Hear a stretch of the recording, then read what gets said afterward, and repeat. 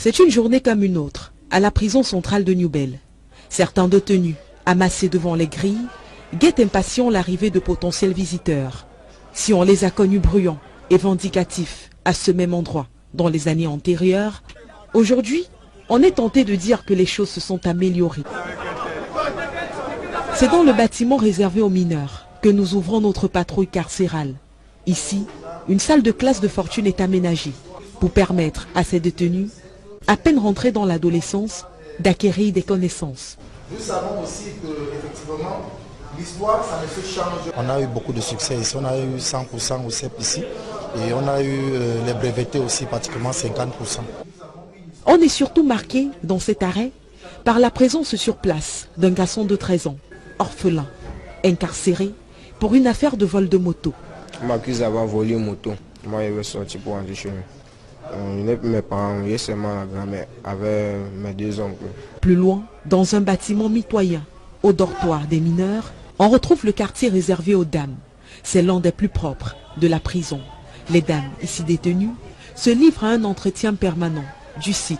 En plus de fréquenter leurs différents ateliers, elles ont le choix entre la couture, l'informatique, la coiffure et bien évidemment la cuisine. Nous avons la chance de rencontrer la sympathique Loveline qui décide de nous briefer sur le fonctionnement de ce quartier. Ici, quand on vient d'arriver, il y a les mamans qui nous prennent. On les prend comme nos mamans, ils nous prennent comme les propres enfants. Tu n'as pas de visite, tu les rends service, soit tu laves les assiettes, tu laves les habits, donc ils te donnent à manger. Si tu as besoin de quelque chose, ils te aident. Au-delà de sa sympathie, Loveline porte également dans son cœur des regrets. Aujourd'hui, je suis orphelin de père et mère et c'est là où je comprends beaucoup de choses qu'ils ont voulu me bien, ils n'ont pas voulu de mal. Et c'est la vie de dehors, les amis, les mauvais compagnons qui m'ont amené ici. On quittera finalement Loveline pour se rendre dans le quartier des hommes. Et premier constat frappant, pas de choc olfatif.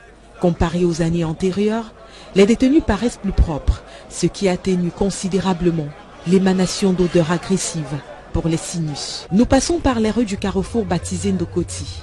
Et ici comme là-bas, les comptoirs de toutes sortes sont disposés.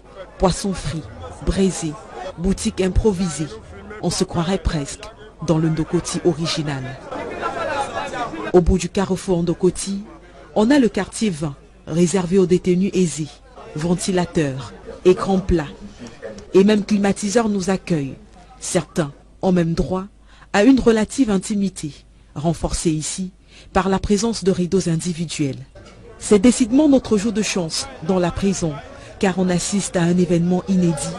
Le partage de nourriture constitué en grande partie de maïs, orné de quelques graines de haricots. Passons. La prison centrale de Newbel, c'est aussi le quartier Texas. On apprend des responsables pénitentiaires que c'est le plus propre chez les hommes. En plus ici, artisans bijoutiers et tisserands se partagent la vedette. Nous y rencontrons d'ailleurs Ethel Panjo, le détenu le plus ancien de la prison centrale de Newbel. Il cumule 33 ans, avec à son actif quelques tentatives d'évasion.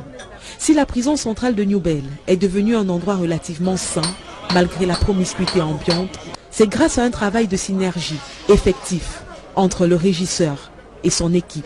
Mais surtout, grâce à cet homme, Sama Terence Ndinga, le chef-service de la discipline des activités socio-culturelles et éducatives, 33 ans à peine, est déjà impressionnant dans la gestion des pénitenciers. Quand j'ai été nommé chef-service, j'avais une certaine vision qui devait impulser, qui était ma vision à moi.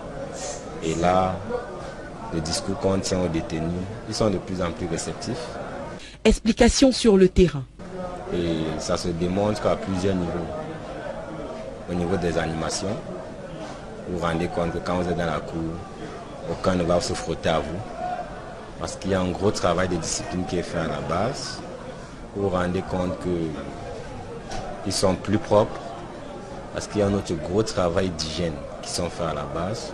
Mais, pour expliquer ça mieux, j'ai catégorisé ma vision et mes orientations sur le tableau que je mets derrière moi. Malgré le déploiement de Sama Terence Ndinga, à peine plus âgé qu'eux, certains détenus continuent tout de même de se livrer à de mauvaises pratiques. Mais une chose est certaine, c'est qu'une fois la nuit tombée et les rideaux baissés, ces délinquants d'un autre type se retrouvent seuls face à leur conscience.